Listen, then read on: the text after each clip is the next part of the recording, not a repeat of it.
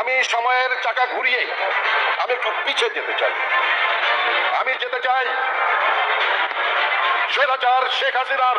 দর্শক, সেনাবাহিনী এতদিন কোনোভাবে মুখ খোলেনি যে আসলে সেই গণভবনে কি হয়েছিল শেখ হাসিনার সঙ্গে।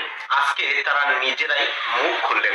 এতদিন নিউজ মাধ্যমে আমরা শুনেছি যে এটা করেছেন ওটা করেছেন, কিন্তু আজকে তারা নিজের মুখে বললেন শেখ হাসিনার সঙ্গে কি ঘটনা ঘটেছে এবং একটুর জন্যই বেঁচে গিয়েছেন শেখ হাসিনা। মরে যেতেন, একদম মানুষের কাছে ভেনিশ হয়ে যেতেন, শুধুমাত্র একটু সময়ের জন্য, মানে 2-3 মিনিট সময়ের জন্য তিনি বেঁচে ভারতে যেতে পারছেন। এই ব্যাপারগুলো নিয়েই সেনাবাহিনীর প্রধান কি বলেন, না টেনে সম্পূর্ণ ভিডিওটি দেখুন, তাহলে ব্যাপারটি জানতে হবে। চলুন আমরা সরাসরি স্ক্রিনে দেখে নেই এবং শেখ হাসিনার ভয়াবহ অবস্থা হতে চলেছে এই বাংলাদেশের মধ্যে। এরকম কথা বললেন, খুব শীঘ্রই বাংলাদেশে এনে তাকে তার উত্তম মাধ্যমে তার বিচার করা হবে, ফাঁসিও হতে পারে শেখ হাসিনার।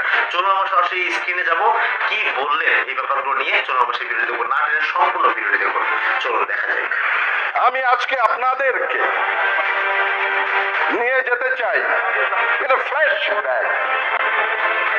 আমি সময়ের চাকা ঘুরিয়ে আমি একটু পিছিয়ে যেতে চাই। আমি যেতে চাই স্বৈরাচার শেখ হাসিনার অন্তিম দিনটিতে।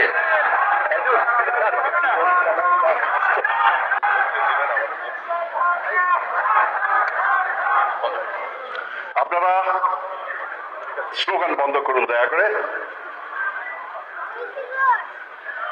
আমি সময়ের চাকা ঘুরিয়ে স্বৈরাচার শেখ হাসিনার অন্তিম দিন অর্থাৎ 31শে আগস্ট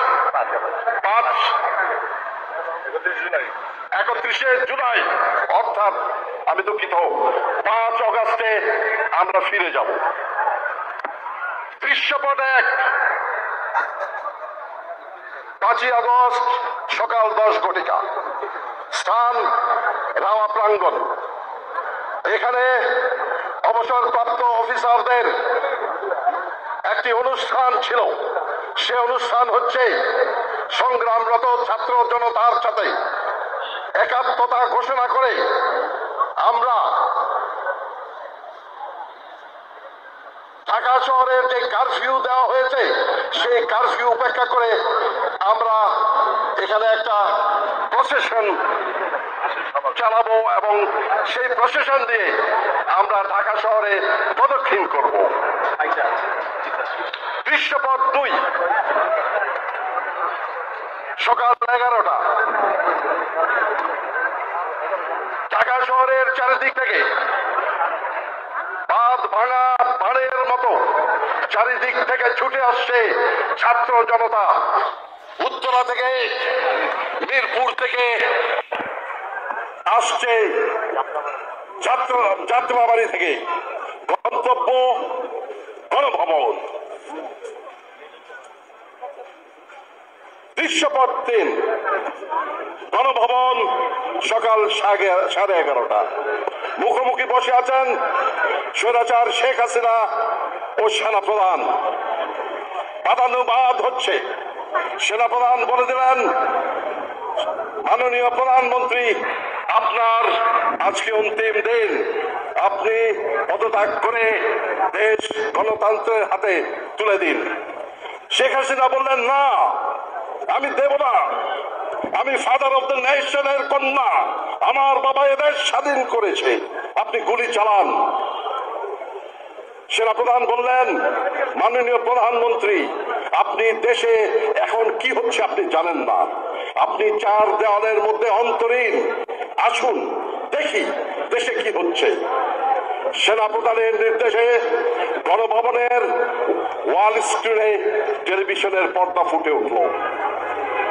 কাকতালীয় ভাবে বাংলাদেশের ঢাকার যতগুলো চ্যানেল আছে সবার ক্যামেরা নিবন্ধ রাওয়ার প্রাঙ্গণে, যেখানে আমরা 200 অফিসার এবং সাথে আশেপাশের জনতা মিলে সপাচেক আমরা দাঁড়িয়ে বিক্ষোভ প্রদর্শন করছি।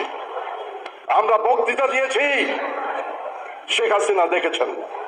আমরা যখন এখান থেকে মিছিল নিয়ে রাওয়া থেকে বেরিয়ে জাহাঙ্গীর গেটের দিকে অগ্রসর হচ্ছি, তখন আমার কাছে একটা টেলিফোন আসলো চট্টগ্রাম থেকে আমার এক সহকর্মী। আমি বললাম, হ্যালো। বলে, স্যার আপনার আপনাদেরকে লাইভ আমরা ক্যামেরায় দেখতে পাচ্ছি। আমরা তাই নাকি? বলে জি স্যার। তখন কি আপনাদেরকে দেখে ঘরে আর কেউ নাই স্যার, চট্টগ্রামের সবাই রাস্তায় নেমে এসেছে। এই ছিল আমাদের অবসরপ্রাপ্ত অফিসারদের শেষ নিদর্শন, যে শেখ হাসিনা, স্বৈরাচারী শেখ হাসিনাকে বর্জন করার আমাদের শেষ এক। এটার মাহাত্ম্য এটাই।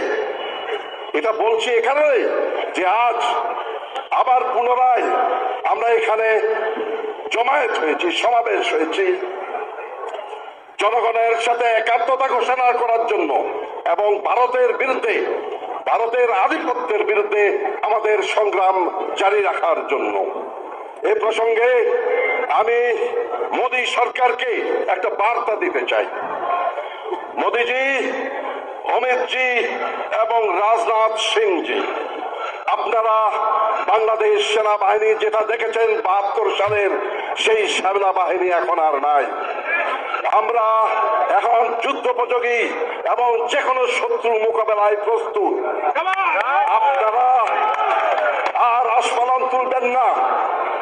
ইস্টার্ন সেক্টর, ইস্টার্ন কমান্ড গোছানোর ভয় আমাদেরকে দেখাবেন না। শুধু আমরা সশস্ত্র বাহিনী নই, ১৭ কোটি জনতা আছে আমাদের সাথে, আপনাদেরকে সীমান্তেই রুখে দিতে। আর বক্তব্য নয়, আমরা আজকে যে জন্য উপস্থিত হয়েছি সেই অনুষ্ঠানে আমরা চলে যাব। আমি একজন মুক্তিযোদ্ধা হিসেবে আমি আপনাদের সবাইকে এবং একজন সামরিক অফিসার হিসেবে আমি আপনাদের সবাইকে আজকের এই অনুষ্ঠানে উপস্থিত হয়ে আমাদের এবং জনগণের সাথে একাত্মতা